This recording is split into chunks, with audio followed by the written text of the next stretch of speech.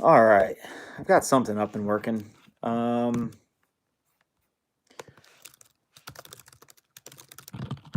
now,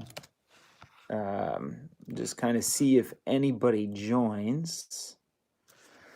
So I am changing the plan. So calling an audible, um, seeing how this works, and seeing if I can get some people to join right now.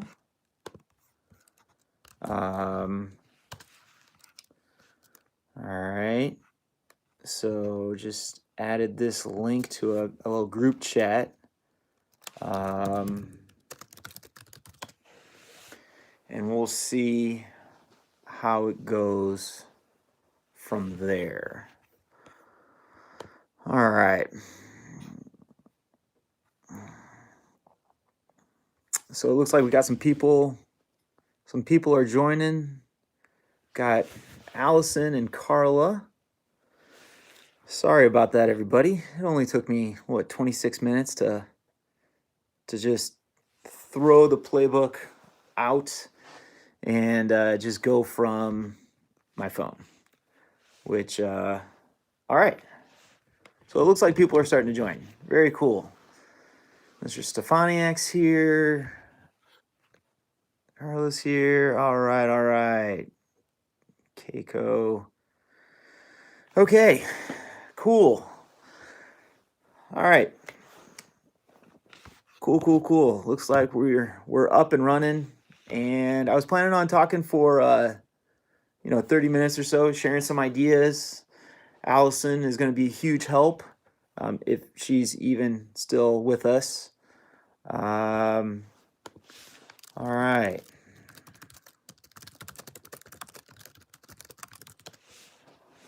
So we've got about 6 people with us, and Wasner's here. All right, but Wasner, yeah, you got some cookies. All right. So, like I was saying, thinking about going for a half hour, starting at 2. According to my watch, it's 2:27, so I got 3 minutes now.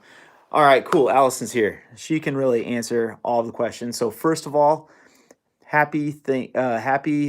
Patrick's Day. Hope everybody is safe. Hope everybody is having a good time with your family.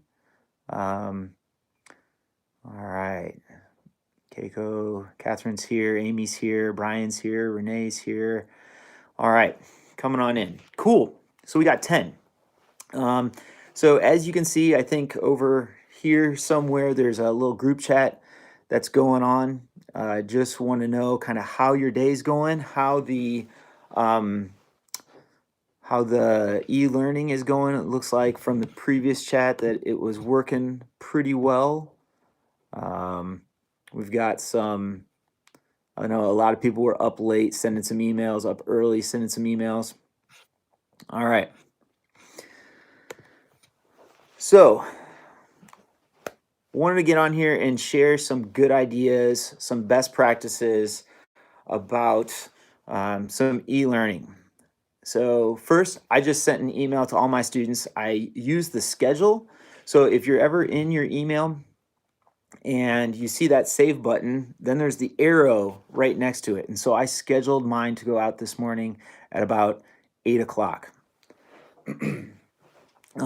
Then I also sent an email to as many parents as I have emails to, and that seemed to help. I got a lot of good responses from that. All right. Excuse me. All right. And so we've got, all right, so we've got a whole bunch of people here. We got 10 people. Cool. So if anybody has questions, like now would be the time. Those of you guys who don't know, my name is Seth Ponder. I teach Project Lead the Way at Riley High School, and educational technology is just kind of like one of my things. Well, technology in general is one of my favorite things. I mean, I've got some toys in the back and just try and always have fun. So yeah, so let's post some questions on here. So schedule some emails is super helpful. Um, a couple things I help some teachers out with in the last couple days are Ed Puzzles. If you've never used Ed Puzzle before, it's kind of like YouTube, but you can drop questions in throughout. So it's just like edpuzzle.com. Super helpful. Um, you can get into the settings, and so the students can not skip to the next question. They have to watch and hopefully listen. So I've got that set up with my digital electronics class.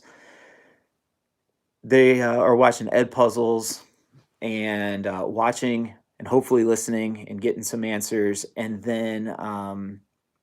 that takes, 15, 20 minutes, up to 30 minutes if they're just really taking their time. Let's see. Google Forms is also my favorite thing to do these days because you can collect data, you can collect numbers, but also you can make it a quiz. So that's super helpful. All right, let's check. Does anybody have any questions right now? All right, cool. Thanks, Keiko. Any suggestions for streamlining gradings? Chemistry, physics both require a lot of process of now studies. Okay. Yeah, so my digital electronics class is doing a lot of like math in their same assignments. Sounds a little bit similar to your chemistry and physics, and I'm having them take some pictures of their work and add it to their portfolio. My hope is right now that we're going to be back in a few weeks. Realistically, we'll see. But I think like staying on top of it, having them send you pictures of their work is probably the best bet. And then hopefully having like a Google form where they put in answers so that you can even set up some quizzes through Google Forms, and then you can kind of have the Google Forms grade it for you. Is there something that can help with? What is yeah, so Schlo just pointed out this text to help, and I'm gonna add that to the little chat.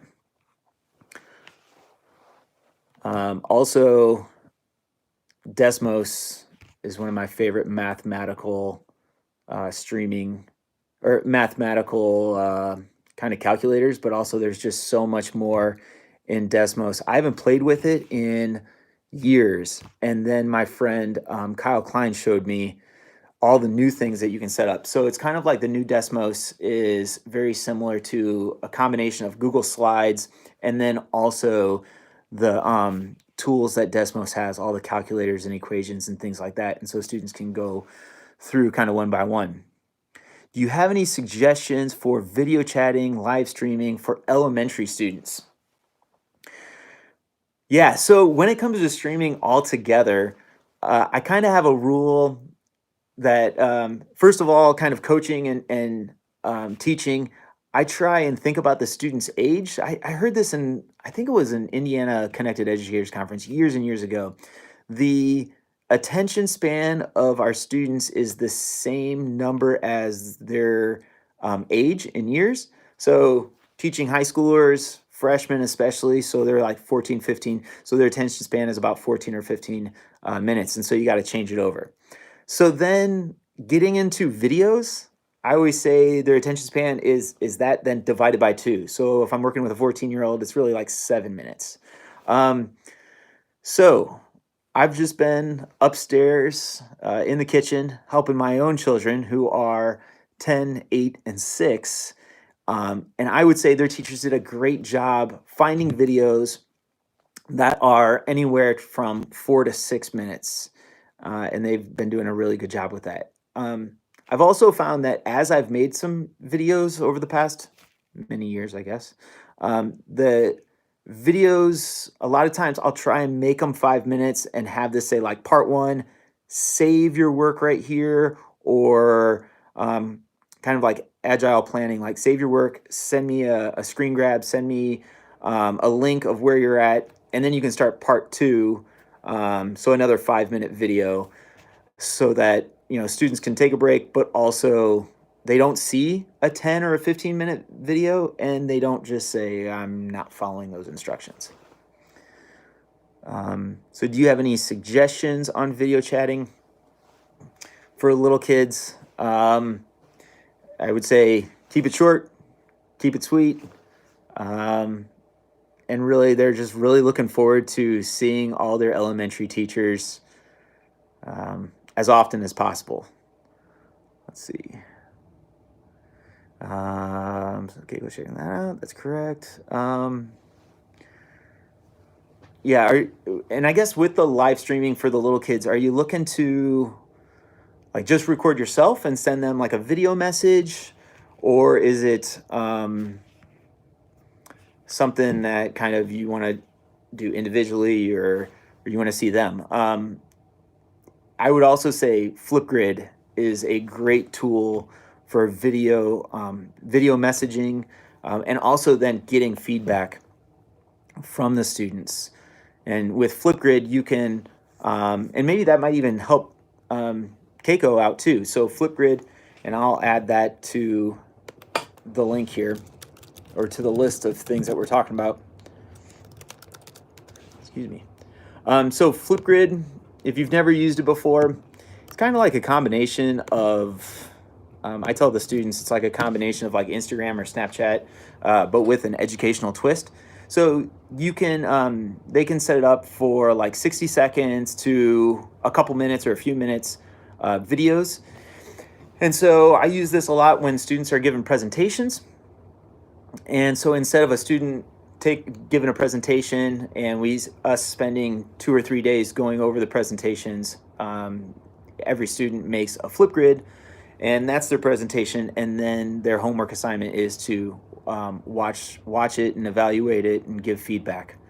Flipgrid is a good tool for understanding, and then also kids can have fun with it. They can add emojis and thumbnails and all that other stuff.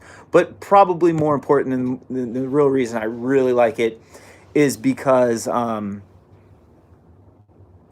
because the students don't just settle on like the very first time they're presenting, right? So with Flipgrid, they present, they watch, and then they're like, you know what, I can do better, or I stumbled on this word, or I stumbled in this paragraph of my presentation, so then I'm going to do it over again. And so they are more they're more critical of themselves, and so they go over and really turn in quality work. All right, I'd say we're trying to help. Okay, let's see. Clarice Davis said, I'd really like to video myself doing the problems and some examples, and they can look at it before doing it. Right, yeah. So I love the I do, we do, you do, what Clarice Davis is talking about. So yeah, so if you want to do some kind of example of you doing the problems and then doing it together and then handing off the assignment and letting them do it, something as simple as just grabbing your phone, like I kind of did, and hitting record, and somehow propping it somewhere so that it's over a piece of paper or a dry erase board, or even maybe going in one morning into school and propping a phone on your desk and taking the video of it. Then being able to have this video right here that you've made of showing the math problem and saving it to either YouTube or to Google Drive can be really helpful, and probably where I would start. And that's kind of where I started years and years ago, is like I just videoed myself talking up on the board, doing answers, doing questions, helping them out, and then kind of going through the questions and then handing it off to them like you're suggesting. So I think that's a great idea. If you want to get a little more techie and do like some screen recording, my favorite is Screencast-O-Matic. And I will put that link in the conversation that we're having right now. The advantage with Screencast-O-Matic is you can click on, if you're looking at it, you can hit, there's a blue button that says start recording for free. And if you kind of hit that, it'll pretty much just start recording your screen. You can have a picture of yourself in like the bottom corner, or you can say, no, I don't want the webcam to work. So we're good there. So that's, I'm a big fan of Screencast-O-Matic over Screencastify, because I think Screencastify is only a 5-minute limit, where Screencastify is like, I think 15. But heads up, it doesn't give you a warning at like 15 minutes. So like if you keep talking past 15 minutes, it won't record you. And, but then again, kind of going back to my rule of, you know, the student's age and things like that. If you're talking past 15 minutes, they're probably not listening to you. So like right now, we're at 16 minutes. So some people have stopped listening, which is totally fine. I get that. Okay. Let's see. Mr. Stefaniak says, I'm using MathXL through Power School, which is really great. I think it might have. Yeah. So could you use this with a docking camera? Yeah. So instead of using like your phone as a camera to record, if you have a docking camera that can plug into your MacBook, you could probably record with that. Another way to record is, if you have a MacBook, you can simply use your QuickTime camera, and then your QuickTime camera also has, there we go, Keiko's on it. That's right, it's a Matt Maudlin special. So yeah, you can use your QuickTime recorder to do some screencasts and things like that. Okay. All right. How is everybody doing? We've got some really good ideas. Remember, don't do all your great ideas on day one. We've got to help each other out, and we've got to pace ourselves. I'm also using MathXL, import grades to Power School. How do I import grades to Power School or the grade book? It's a great question. I don't know. I don't get to play with MathXL, so sorry, I can't quite help you there. But maybe someone can. All right. All right.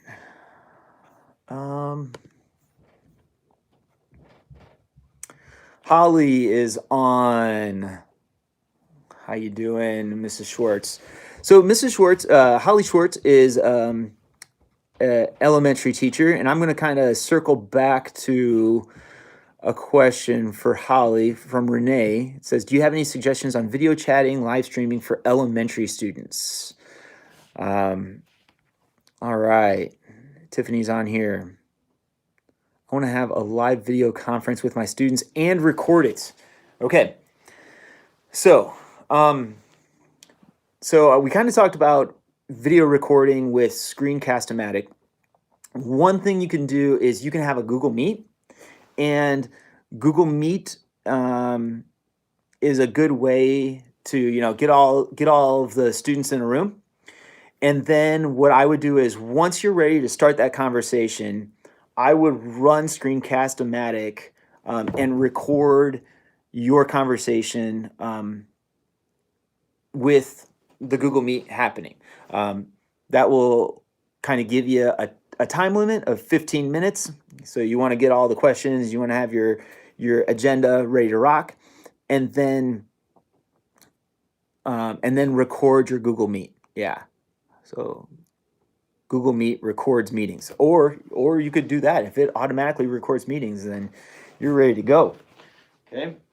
Sorry, I had to get my drink. I promise, it's water. It's the school day. I mean, it's whatever time it is right now. It's 2:45. I promise you, this is water. It's one of my goals. Drink more water. All right. So Holly tells us that Google Meet can record your meetings. And I think, correct me if I'm wrong, Holly, is that how you are trying to start a podcast, and you're doing podcasts with the elementary kids? All right. Miss Pattengale asks how to chat. All right. How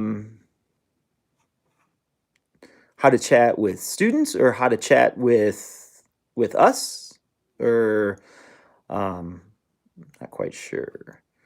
I would say if you're trying to chat with students, I would just suggest using like Google Classroom or whatever LMS you're using, and kind of set up some kind of board or forum there.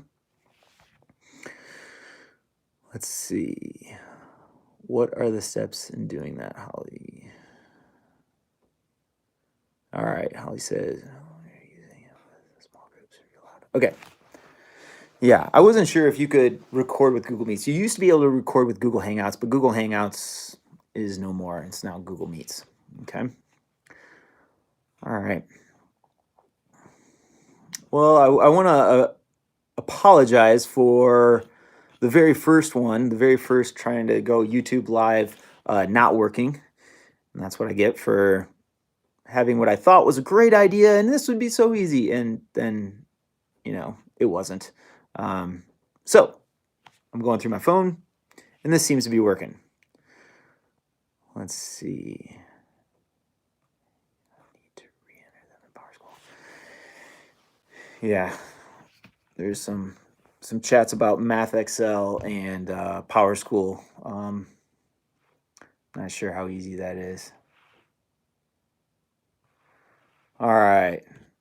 Great problem solver. Well, I try to figure stuff out. I don't know what I'm doing. Most of the time, it's just totally made up.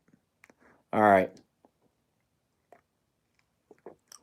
Is there a way to split screens on Gmeets and share with students?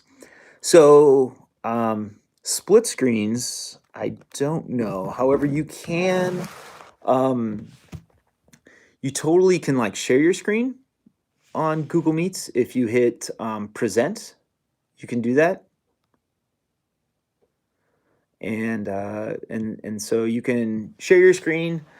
If you're trying to keep like the chat going on the side, and then also seeing what students are saying, and then presenting on the side, you might just want to have if you have this opportunity, have another device. I'm not quite sure if there's a way to split it and do that.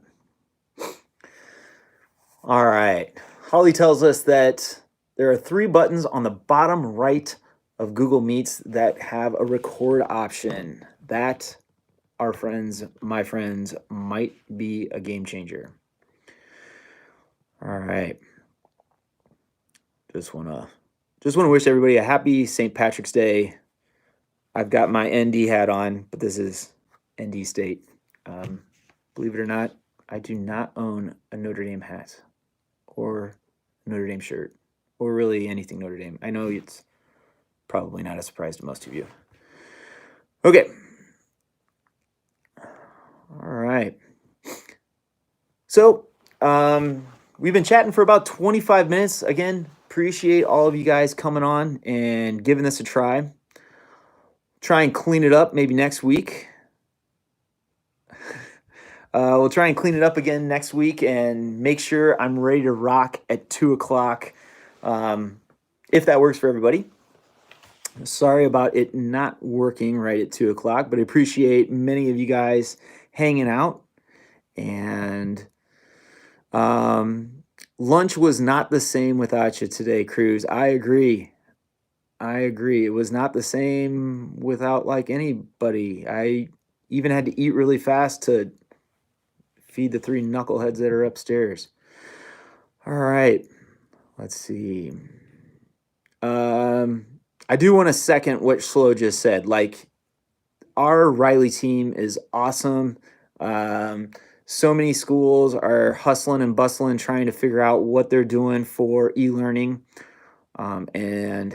And I think I only answered like one or two teachers yesterday. I've barely helped. I know Schlo's been running around, but it's been more of like high fives than like holding hands. So good job. Glad you guys were all ready for at least an e-learning day. We're definitely not, ready for what's going on. Just be safe out there.